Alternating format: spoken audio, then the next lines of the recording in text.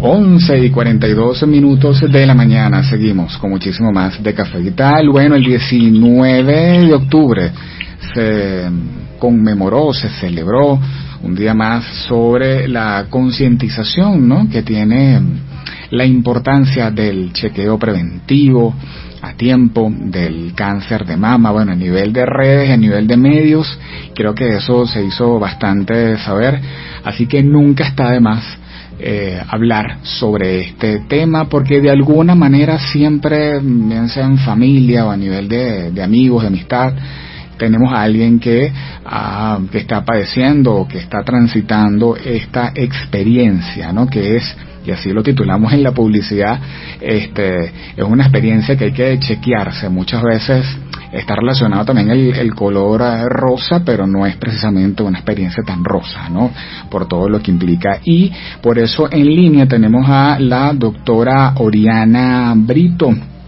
Ustedes la pueden seguir a través de la cuenta en Instagram @dra.orianav. Ella es radioterapeuta, oncólogo. La tuvimos acá en una oportunidad donde hablamos también un interesante tema. Bienvenida a Café Vital, doctora. ¿Cómo se encuentra? Hola, muy buenos días a todos. Bien, gracias a Dios. Feliz inicio de semana. Así es, estamos muy contentos de tenerla nuevamente acá en nuestro programa. Y bueno, estamos pues en este mes, ¿no?, que se habla del tema, pero sin, digamos, olvidarnos un poco de lo esencial del mismo. Vamos a partir sobre, según todo lo que tiene que ver con las investigaciones y los estudios, ¿por qué se produce el cáncer de mama y qué tan alejados estamos, por lo menos, de esa percepción que tengo yo? Es decir, ¿hay también un repunte, doctora, de los casos desde alguna época para acá? Porque recuerdo cuando era pequeño que de esto no se hablaba tanto, no se veían tantos casos. ¿Qué nos puede decir al respecto? Sí, bueno, en los últimos años las campañas de prevención contra el cáncer de mama han aumentado mucho. También los tratamientos, los avances en los tratamientos han sido bastantes. Y bueno, actualmente cuando hay un diagnóstico precoz de esta enfermedad, la sobrevida es del 98%. Y eso es lo que queremos, pues que la mayoría de las mujeres, si son diagnosticadas, sean en etapas muy precoces, donde la sobrevida va a ser muy alta. En Venezuela, lamentablemente, es la primera causa de incidencia y de mortalidad por cáncer en la mujer venezolana. Cada día mujeres más jóvenes tienen la enfermedad, tienen un promedio de aparición desde los 45 hasta los 55 años de edad en nuestro país, según las últimas estadísticas que presentó la Sociedad Anticancerosa de Venezuela.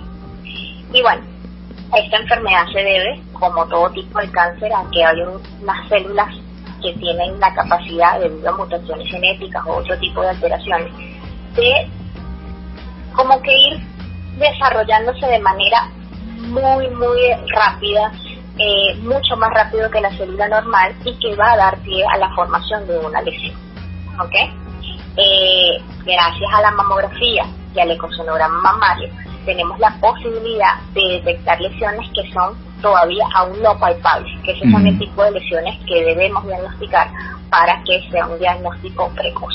Entonces, por eso es que las campañas se basan actualmente en lo que es la realización de la mamografía y del ecosonograma mamario a partir de los 35 años, 40 años, dependiendo de cómo lo digan las asociaciones. Por lo menos la Sociedad Anticancerosa de Venezuela habla de que tiene que ser a partir de los 35 años, la Sociedad Venezolana de Oncología o de Mastología te dice que es a partir de los 40 años. Eso también tiene que ver mucho el riesgo de los antecedentes familiares de la persona. Ok, bueno, ese es un factor, ¿no? Los antecedentes familiares, pero en esas alteraciones genéticas que usted indica como causa, la causa precisamente de esas alteraciones genéticas, ¿hay estudios que hablen sobre posibles factores? Sí, claro. En el cáncer de mama ahí se habla de que hay unos, entre los genes que están mutados, están los genes BRCA1 y BRCA2, que ellos van a generar un síndrome de mama de ovario. O sea que también, a partir de aumento de riesgo de tener cáncer de mama, puedes tener cáncer de ovario en la mujer, y en el hombre, aparte de tener cáncer de mama, también se relaciona con cáncer de próstata. Pero el porcentaje no es tan alto.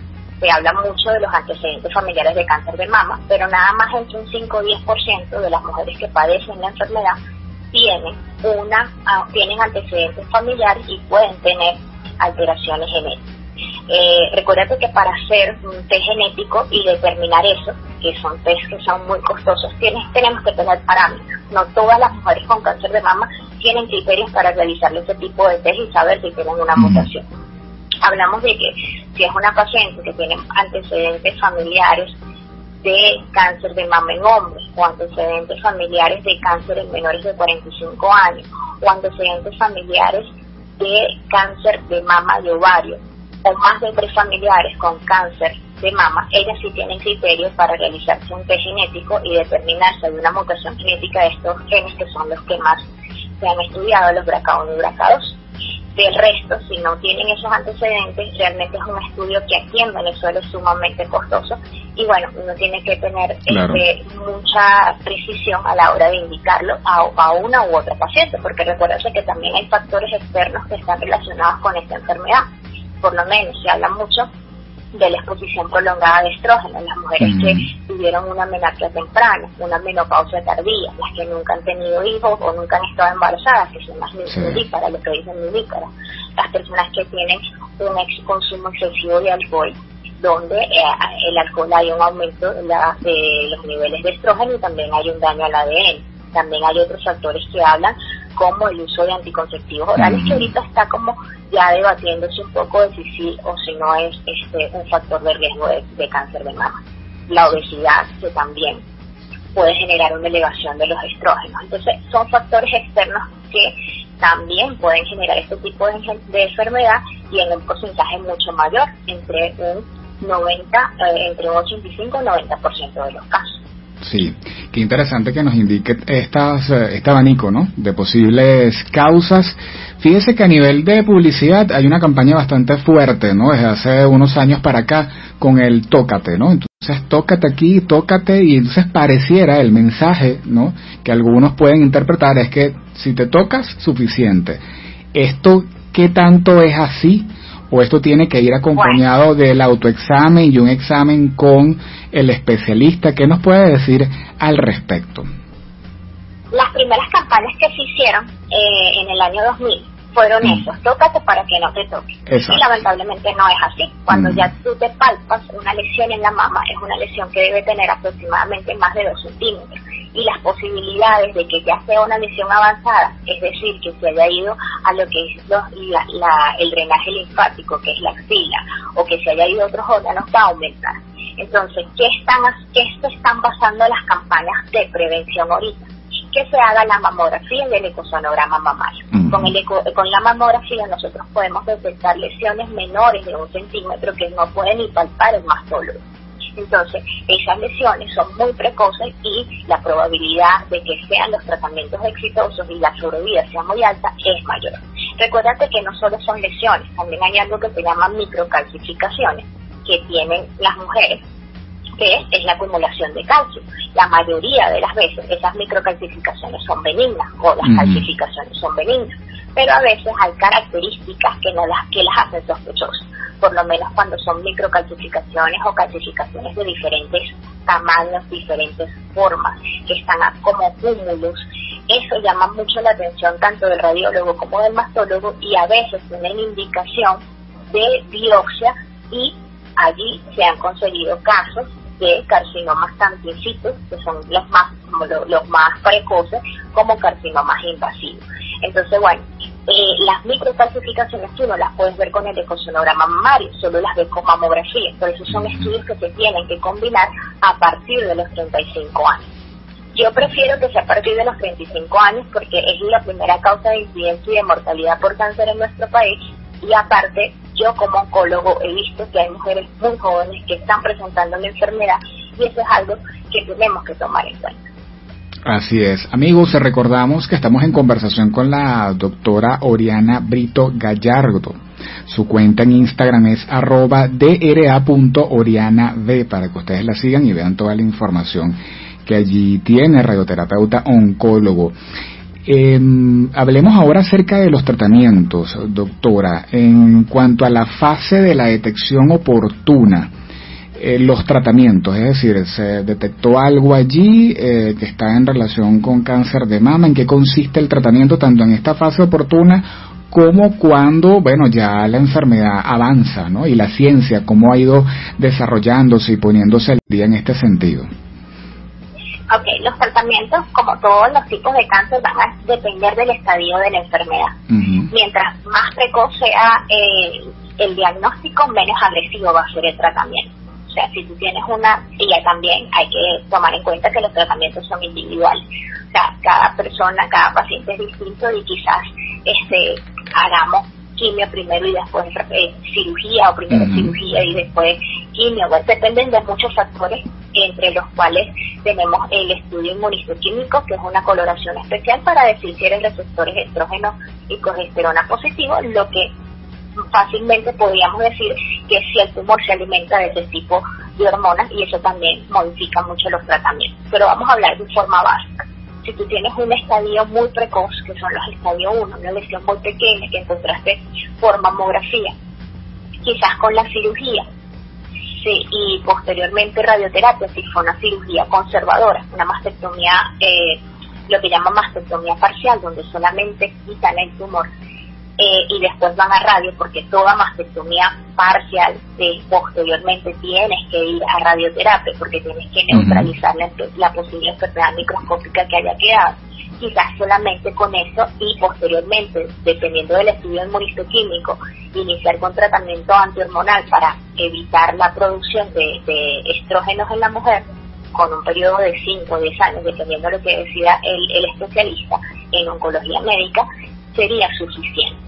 En cambio, las pacientes que tienen lesiones más avanzadas con tumores voluminosos mayores de 3 centímetros, preferiblemente se inicia con quimioterapia por unos ciclos, posterior va a la cirugía, que puede ser una mastectomía parcial o una mastectomía radical, dependiendo de lo que decida el mastólogo, y posteriormente, revisando bien la biopsia y viendo los criterios que nosotros tomamos en cuenta, va a ir a radioterapia y a tratamiento con pastillas, que es el antihormonal para evitar la secreción de hormonas, o si también tiene algo que se llama HER-NEO2, que es una proteína que está sobreexpresada en algunas mujeres con cáncer de mama, puede ir a tratamiento con una ampolla que se llama Exertin. Entonces es dependiendo del estadio. Cuando el estadio está más avanzado, iniciamos con quimio, después vamos a cirugía, si se puede lograr la cirugía, después se va a radioterapia y dependiendo de los criterios de inmunistoquímica que te acabo de explicar,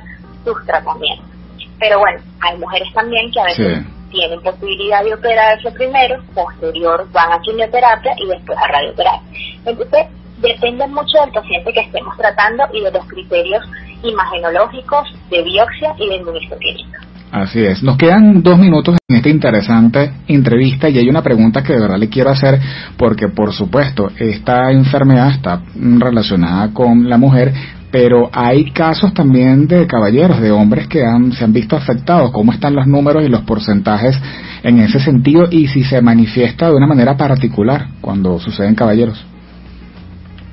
Bueno, el cáncer de mama en hombres no es tan común como el de la mujer. Se habla que solamente el 1 al 2% de la población puede presentar este tipo de cáncer de los hombres. Pero comparando que es un gran número de cáncer de mama que se presentan anualmente, ese 1 y ese 2% en hombres es significativo. Lo que pasa es que las campañas de prevención en ellos no son tan vistas como son para las mujeres, porque bueno, su incidencia es poca. El cáncer de mama en hombres está muy relacionado con la parte genética, y yo lo decía en una charla que hice hace poco, donde nosotros tenemos que estar muy pendientes de aquellos hombres que tienen antecedentes familiares de cáncer. Si su mamá tuvo cáncer, si su hermana tuvo cáncer, si su abuela tuvo cáncer, esos son hombres que tienen que empezar a hacerse su chequeo, así sea un ecosonograma mamario anual, y si el riesgo es muy alto, una mamografía anual. ¿Por qué? Porque nosotros a veces cuando ya detectamos una lesión en el hombre, es una lesión avanzada. Primero porque ellos no tienen tanto tejido mamario, y cuando ya se palpan algo, es una lesión que tiende a ser mayor de 2 centímetros, o que hay cambios de coloración en la piel, o que hay irritación del complejo areola-pezón, o que hay un enrojecimiento de la zona que no es característicamente normal. Entonces, bueno, es importante, yo creo que ir sumando a la campaña del cáncer de mama, no tomarlo solo como que es algo de la mujer, sino que también hay un porcentaje pequeño, un porcentaje que puede ser significativo en un futuro si no lo tomamos a tiempo, si no empezamos una campaña preventiva en ellos. Así es. Muchísimas gracias, doctora, de verdad, por esta información tan clara y tan precisa sobre el tema, que nunca está de más, porque siempre aprendemos con la información y con las experiencias de cada uno de ustedes. Así que, bueno, un placer de tenerla acá en Café Vital.